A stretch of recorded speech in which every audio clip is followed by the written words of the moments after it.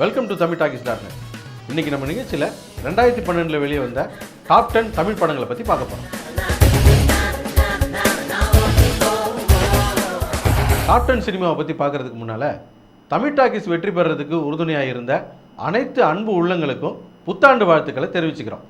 குறிப்பாக தமிழ் டாக்கிஸ் நிகழ்ச்சிகளை ஆரம்பத்திலிருந்தே தொடர்ந்து ரசித்து வந்த சப்ஸ்கிரைபர்களுக்கும் ரசிகர்களுக்கும் மற்றும் இந்த நிகழ்ச்சி வெற்றி பெற உறுதுணையாக இருந்த சினிமா பற்றிய சுவையான தகவல்களை எங்களுக்கு கொடுத்து உதவிய திரைப்பட தயாரிப்பாளர்களுக்கும் விநியோகஸ்தர்களுக்கும் இயக்குநர்களுக்கும் உதவி இயக்குநர்களுக்கும் பத்திரிகை நண்பர்களுக்கும் மற்றும் அனைத்து திரைப்பட கலைஞர்களுக்கும் எங்களுடைய நன்றியையும் மீண்டும் ஒரு முறை புத்தாண்டு வாழ்த்துக்களையும் தெரிவிச்சுக்கிறோம்.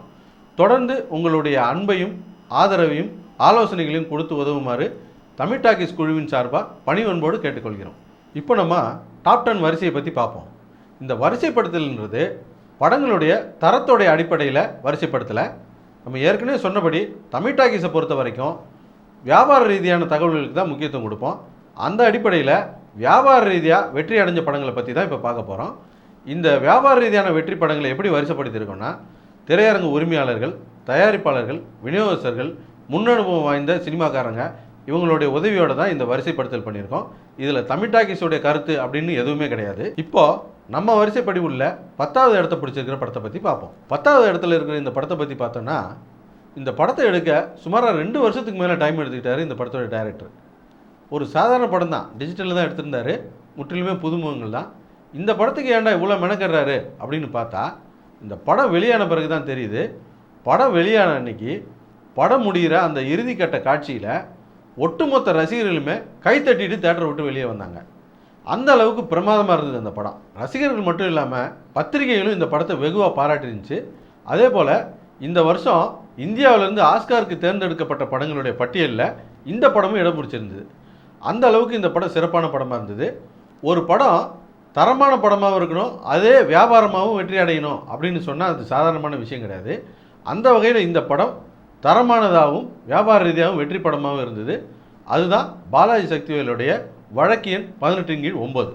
அடுத்தபடியாக நம்மளுடைய வரிசையில் 9வது இடத்துல இருக்கக்கூடிய படத்தை பற்றி பார்த்தோன்னா, படத்துக்கு பெருசாக ஒன்றும் ஆர்டிஸ்ட் வேல்யூ இல்லை, டைரக்டர் வேல்யூ இல்லைன்றதுனால பெருசாக ஒன்றும் ஓப்பனிங்லாம் கிடைக்கல.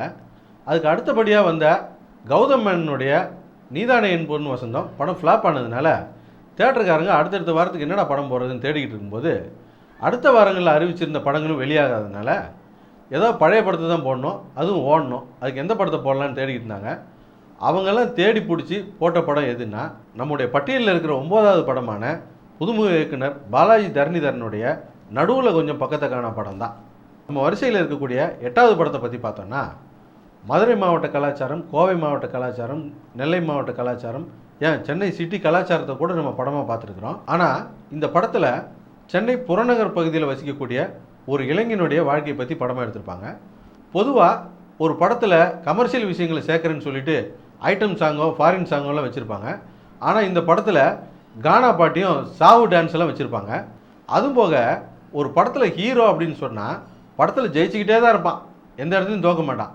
ஆனால் இந்த படத்து ஹீரோ படம் முழுக்க தோத்துக்கிட்டே தான் இருப்பான். அதுதான் இந்த படத்துடைய வெற்றி. அதுதான் இயக்குனர் ரஞ்சித்தோடைய அட்டகத்தி. அடுத்தபடியாக நம்மளுடைய வரிசையில் 7வது இடத்துல இருக்கக்கூடிய படத்தை பற்றி பார்த்தோம்னா, பொதுவாக தொடர்ந்து படங்களை பார்த்துக்கிட்டு இருக்கும்போது நமக்கு ஒரு அறிவு கிடைக்கும். அது என்னென்னா, படத்தில் அடுத்தடுத்த சீன் இதுதான் வரப்போது பாரு அப்படின்னு சொல்லிகிட்டு இருப்போம். அதே சீன் வந்துகிட்டு இருக்கோம், எத்தனை படம் பார்த்துருப்போம் அப்படின்னு சொல்லிகிட்டு இருப்போம். அதே போல் இந்த படத்துலையும் நம்ம அடுத்த சீன் இதுவாக தான் இருக்கும் அப்படின்னு கணிச்சிருப்போம். ஆனால் நிச்சயமாக அடுத்த சீன் இதுவாக இருக்காது. அதுதான் இந்த படத்துடைய வெற்றி. அதுதான் கார்த்திக் சுப்புராஜுடைய பீட்சா. அடுத்தபடியாக நம்ம வரிசையில் 6வது இடத்துல இருக்கக்கூடிய படத்தை பற்றி பார்க்குறதுக்கு முன்னால், யூடிவி தமிழ், தெலுங்கு, ஹிந்தி 3 மொழிலையும் நிறைய படங்களை தயாரிச்சுக்கிட்டு இருந்தாங்க. இந்த வருஷத்தில் இனி தமிழ் படங்களை பண்ணலாமா வேணாமா அப்படிங்கிற முடிவுக்கு வந்துட்டாங்க. ஏன்னா தொடர்ச்சியாக அவங்க எடுத்த படங்கள் பெருசாக எதுவும் போல. குறிப்பாக சொல்லப்போனால் மிஸ்கினை வச்சு எடுத்த முகமுடி, டைரக்டர் விஜயை வச்சு எடுத்த தாண்டவம், இந்த மாதிரி படங்கள் மிகப்பெரிய தோல்வி அடைஞ்சிது. அதுக்கப்புறம் நடந்த போர்டு மீட்டிங்கில் இனி தமிழ் படங்கள் எடுக்கிறத பற்றி பின்னால் யோசிப்போம் அப்படின்னு சொல்லி ஒரு முடிவு எடுத்துட்டாங்க. இந்த முடிவை வச்சு பார்க்கும்போது அநேகமாக இனி அவங்க தமிழ் படம் பண்ணுறதுன்றது ரொம்ப கஷ்டம்தான். அப்படிப்பட்ட ஒரு கம்பெனிக்கு போன வருஷத்தில் டேபிள் ப்ராஃபிட்டை, அதாவது படம் வெளிவரதுக்கு முன்னே ப்ராஃபிட் ஏற்படுத்தி கொடுத்த ஒரே ஒரு படம் சுந்தர் சி இயக்கத்தில் வெளியே வந்த கலகலப்பு. அடுத்தபடியாக நம்முடைய வரிசையில் இருக்கக்கூடிய 5வது படத்தை பற்றி பார்த்தோன்னா, இந்த படம் வெளியாகும்போது எல்லாரும் தெலுங்கு படம்னு நினச்சிட்டாங்க. ஆனால் இந்த படத்தை பார்த்துட்டு வந்து 2 விஷயத்தை பற்றி மட்டும்தான் பேசினாங்க. ஒன்று, இந்த படம் ரொம்ப சூப்பராக இருக்குன்னு சொன்னாங்க. இன்னொன்று, இந்த படத்தில் பிரபலங்கள் வேறு யாரும் இல்லாததுனால ஒரே ஒருத்தரை பற்றி மட்டும் பேசினாங்க. அந்த ஒருத்தர் யாருன்னா இந்த படத்துடைய இயக்குனர் ராஜமௌலி. அந்த படம் நான் ஈ. அடுத்தபடியாக நம்மளுடைய வரிசையில் 4வதாக இருக்கக்கூடிய படத்தை பற்றி பார்த்தோன்னா, இந்த படம் வெளியாகும்போது அரைச்சமாகவே அரைச்சி வச்சுருக்காங்க, எடுத்த படத்தை எடுத்து வச்சுருக்காங்க அப்படின்னு சொன்னாங்க. தியேட்டருக்காரங்களுக்கே கூட இந்த படத்து மேலே நம்பிக்கை இல்லாமல் 2வது 3வது வாரத்திலாம் வேறு படங்களை கன்ஃபார்ம் பண்ணி படத்தை போட்டாங்க. ஆனால் அந்த படங்கள்லாம் பார்த்துட்டு ஐயோ அதுக்கு இந்த படத்து வசூலே தேவையில்லைன்ட்டு இந்த படத்தை மறுபடியும் போட்டு போட்டிருக்காங்க. அந்த அளவுக்கு இந்த படத்துடைய வசூல் ரொம்ப ஸ்டெடியாக இருந்திருக்கு. வழக்கமான சசிகுமாரோடைய நண்பர்கள் சென்டிமெண்ட் தான் இயக்குனர் பிரபாகர் கூட்டணியில் சுந்தரபாண்டியன். நம்முடைய வரிசையில் 3வதாக இருக்கக்கூடிய படத்தை பற்றி பார்த்தோன்னா, இது ஒரு கூட்டணி வெற்றி அப்படின்னு தான் சொல்லலாம். சரியான கதை, சரியான நடிகர்கள், சரியான ஒளிப்பதிவாளர், சரியான இசையமைப்பாளர், இவங்க எல்லாரையும் ஒழுங்காக வழி நடத்தின பிரபு சாலமனுடைய தலைமைக்கு கிடைத்த வெற்றி கும்கி. நம்மளுடைய வரிசையில் இருக்கிற 2வது படத்தை பற்றி பார்த்தோன்னா, இந்த படத்தை பற்றின அறிக்கை வெளியே வந்த உடனே இந்த படத்துடைய இயக்குனருக்கு இது 3வது படம். ஏற்கனவே 2 படத்தை ஹிட் பண்ணியிருக்காரு. இண்டஸ்ட்ரியில் இருக்க எல்லாரும் என்ன சொன்னாங்கன்னா, 2 படத்தை ஹிட் பண்ணியிருக்காரு, 3வதாக ஒரு பெரிய ஹீரோவை வச்சு படம் பண்ணி ஜெயிச்சுட்டு போகிறத விட்டுட்டு எதுக்கு இந்த மாதிரிலாம் ரிஸ்க் எடுக்கிறாரு அப்படின்னு எல்லாரும் பேசிக்கிட்டாங்க. ஆனால் இயக்குனர் வல்லவனுக்கு புல்லும் ஆயுதம்ன்ற மாதிரியும், அதே போல் சினிமாங்கிறது ஒரு பொழுதுபோக்கு சாதனம் அப்படிங்கிறத மனசில் வச்சுக்கிட்டு இந்த கிடைச்ச நடிகர்களை வச்சு 2.5 மணி நேரம் வயிறு வலிக்க சிரிக்க வச்சு வெளியே அனுப்புனார். அதுதான் ராஜேஷ், அதுதான் ஓகே ஓகே. அடுத்தபடியாக நம்ம வரிசையில் முதல் இடத்துல இருக்கக்கூடிய படத்தை பற்றி பார்த்தோன்னா, இந்த படம் வெளியான 4வது நாளே இந்த படம் வசூலில் சாதனை புரிஞ்சிக்கிட்டு இருக்குன்னோ, தமிழ் சினிமாவின் உச்சக்கட்ட வசூலான எந்திரன் படத்துடைய வசூலில் நெருங்கிட்டு இருக்கு அப்படின்னு சொல்லியிருந்தோம். இது தமிழ் சினிமாவில் எந்த ஊடகத்திலையும் இந்த செய்தி வெளியே வரல. ஏன் இந்த படத்தை தயாரித்த தயாரிப்பு நிறுவனமே கூட இந்த செய்தியை வெளியிடல. இதை இந்த சந்தர்ப்பத்தில் பெருமையோடு சொல்லிக்கிறோம். அப்புறம் சினிமாவில் கதை தான் ஜெயிக்கும், நடிகர்லாம் சும்மா தான் அப்படின்னு ஒரு பேச்சு இருக்கும். ஆனால் இந்த படம் மட்டும் வரலன்னு வச்சுங்க, அந்த பேச்சு ரொம்பவும் வலுப்பெற்றிருக்கும்.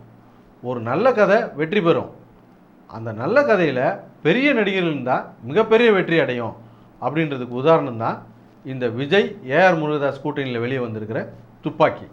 எங்களுடைய நிகழ்ச்சிகள் உங்களுக்கு பிடித்திருந்தால் உடனுக்குடன் கண்டு மகிழ கீழே உள்ள சப்ஸ்கிரைப் பட்டனை அழுத்தவும். எங்களுடைய நிகழ்ச்சிகள் உங்களுக்கு மிகவும் பிடித்திருந்தால் உங்களுடைய நண்பர்களுக்கு ஷேர் செய்யவும். எங்களுடைய நிகழ்ச்சிகள் பற்றிய உங்களுடைய கருத்துக்களை எங்களோடு பரிமாறிக்கொள்ள கீழே உள்ள ஃபேஸ்புக் மற்றும் ட்விட்டரில் தொடர்பு கொள்ளவும். சினிமா பற்றிய செய்திகளை உடனுக்குடன் தெரிந்து கொள்ள கீழே உள்ள www.tamiltalkies.net இணையதளத்தில் காணவும். நன்றி, வணக்கம்.